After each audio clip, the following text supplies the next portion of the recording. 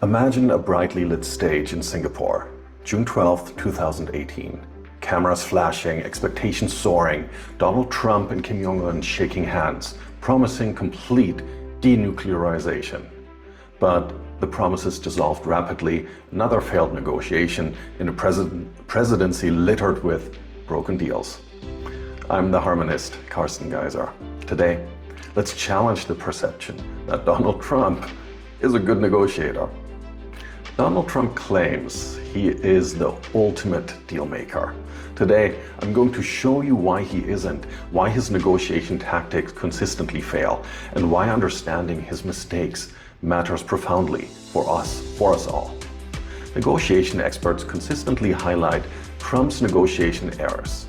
Harvard's William Ury emphasizes that effective negotiators build trust, establish mutual benefit, and create win-win scenarios.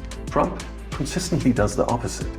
With North Korea, he prioritized optics over substance, failing to secure enforceable commitments. His approach with China led to costly trade wars, damaging industries in his own country without achieving stated objectives. Domestically, Trump repeatedly took absolutist positions, like during government shutdowns, ultimately retreating without tangible gains. Trump's widely publicized real estate ventures often ended in bankruptcies and lawsuits rather than successful deals, as evidenced by the multiple bankruptcies of Trump's casinos and the collapse of Trump University.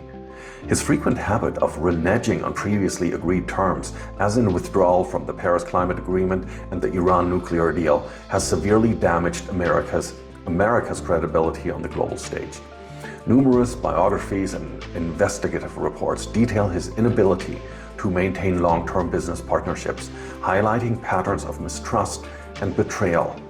Trump's negotiation with congressional leaders repeatedly stalled critical legislation, exacerbating political division rather than fostering cooperative legislative outcomes. Here's the core fallacy. Trump sees negotiation as a zero-sum game, a battle where one side must lose for the other to win. This mindset is outdated and destructive. In the prisoner's dilemma, cooperation leads to mutual advantage. Trump's strategies repeatedly betray cooperation, prompting adversaries to reciprocate with mistrust and retaliation. His reliance on intimidation and unpredictability erodes trust, a foundational currency in successful negotiations. His ego-driven approach neglects the critical game theory insight of Nash equilibrium, that stable beneficial outcomes arise from rational, predictable behaviors that anticipate the counterpart's interests. The erosion of trust caused by Trump's negotiation failures has long-term geopolitical and economic consequences. Allies like Germany, Canada, and France now openly question America's reliability, forging independent strategies rather than relying on US leadership. The abandonment of international agreements has encouraged adversaries like China and Russia to fill the diplomatic vacuum, diminishing US global influence. Economic uncertainty resulting from Trump's aggressive tariffs war has destabilized markets, hindered international investments, and created lasting trade barriers. Global climate action, previously led by the US, has fragmented as nations seek alternative leadership, permanently damaging America's role as a global environmental steward. These consequences are deep and lasting. Trust and partnerships built over decades are not easily rebuilt. And even with future leadership changes, America's credibility on the world stage may never fully recover. There is a better way. William Ury's proven getting to yes strategy underscores separating people from the problem, avoiding personal attacks, focusing on interests, not positions, discovering deeper mutual goals, creating multiple options for mutual gain rather than a rigid stance. Real leaders embrace these strategies, achieving lasting agreements and stability, strengthening their nation's positions internationally, and benefiting all parties involved.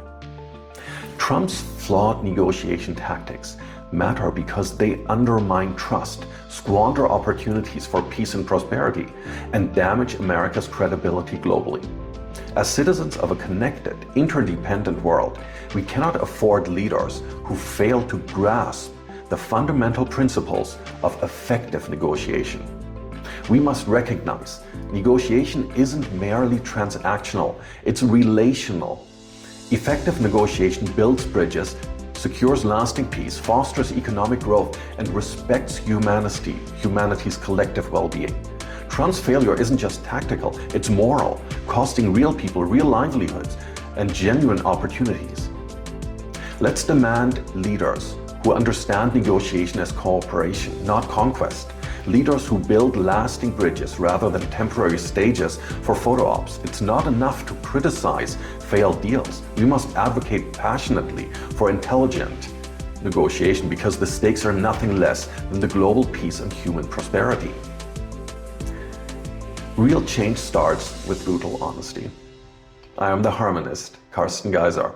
Like, subscribe, and comment.